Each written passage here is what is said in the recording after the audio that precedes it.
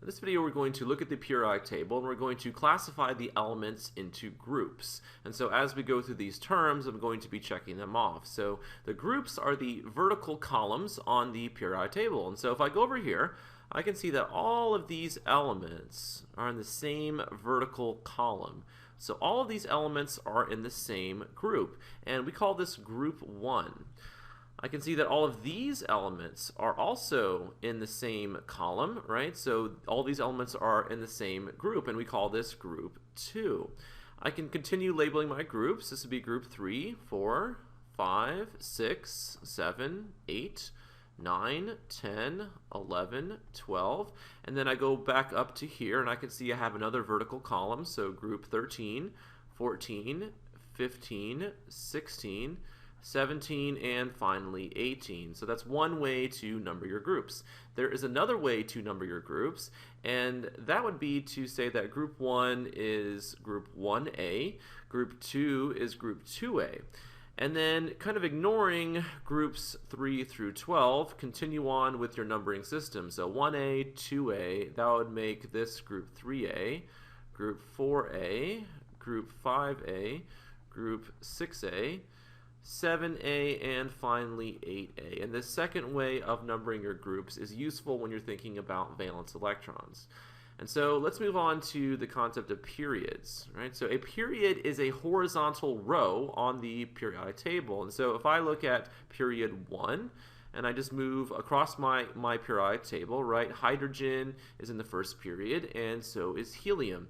I move on to the second period, so lithium, beryllium, boron, carbon, nitrogen, oxygen, fluorine, and neon. And so I can continue with numbering my periods. So this would be period 3, 4, 5, and 6. Now notice I don't have the entire periodic table on this video. I didn't have enough room, and we're not really going to talk about all of those elements anyway. So let's go ahead and focus on metals next. And so let's talk about the alkali metals. And so when I'm talking about metals, I'm going to try to write in red here. So the alkali metals are found in group 1 or group 1A. So things like lithium and sodium, potassium, right? So here are my alkali metals.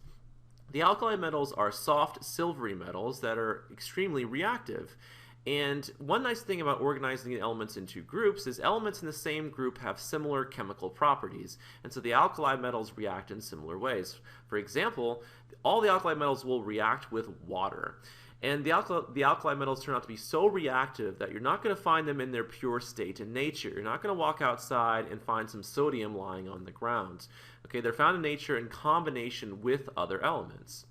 All right, let's talk about hydrogen, because hydrogen is also in group 1, but hydrogen is not an alkali metal. Hydrogen is a non-metal. So let me go ahead and draw that in green here. So I will represent non-metals in green. So hydrogen is the exception in group 1.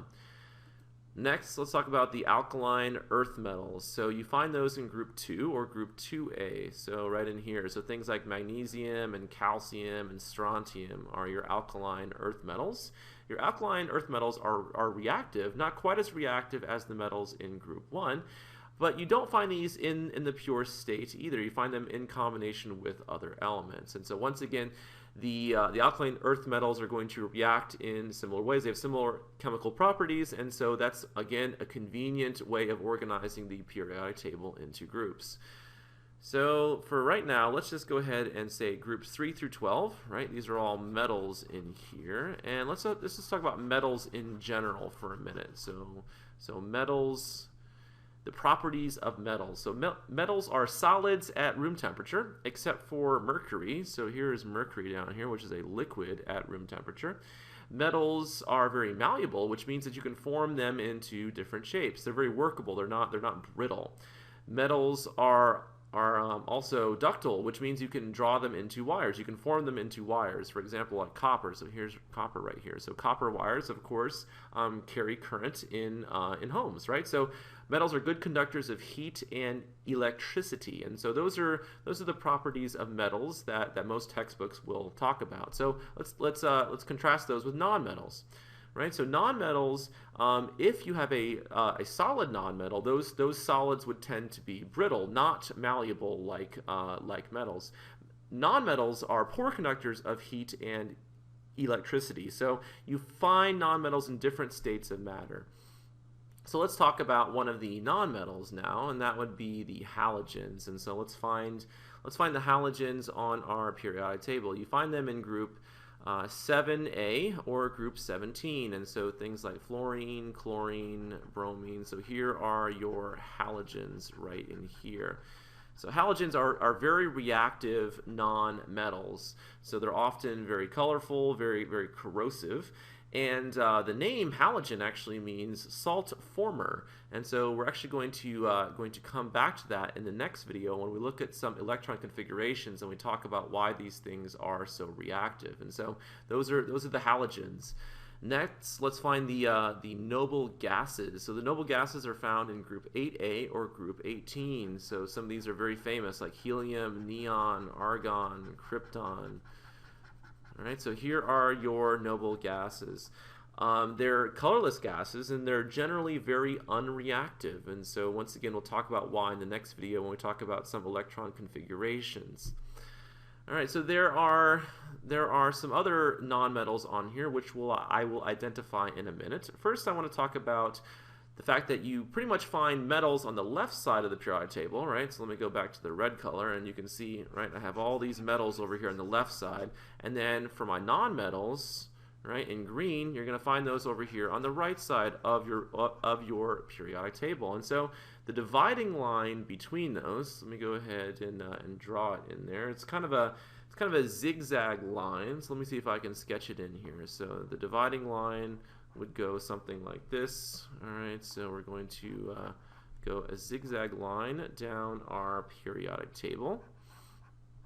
And some of the elements that you find on this zigzag line have properties in between those of metals and nonmetals, and we call those metalloids. So let's go ahead and talk about metalloids now. So metalloids, right, oid of course being like a metal, so it's similar to metals, but again the properties are in between those of a metal and a nonmetal. So some of the elements that are considered to be metalloids would be boron, right in here, so silicon, germanium, arsenic, antimony, tellurium, and sometimes you'll see astatine listed as one. So it depends on which textbook that you're looking in. So you can see that some of the elements along this zigzag line are considered to be metalloids, and there's no official one definition for which elements are considered to be metalloids, and so you might see a little bit of a discrepancy there for some of these elements. But in general, those are the ones that are considered to be metalloids, and silicon probably being the most famous one, right? So silicon is a semiconductor, right? So it's a metalloid, so it's like a metal, so it does conduct electricity, but not to the same extent that a metal would. And so these intermediate properties are sometimes useful. And so let's go ahead and mark some of the rest of these, right? So these would be some other metals, right? And then over here on the right would be the rest of your nonmetals here. So carbon is a nonmetal, nitrogen is nonmetal, oxygen is nonmetal, phosphorus, sulfur, and so that's just a quick way to divide the periodic table up with some simple definitions. All right, so in the next video we'll talk more about the electronic structure and we'll get into definition of transition metals.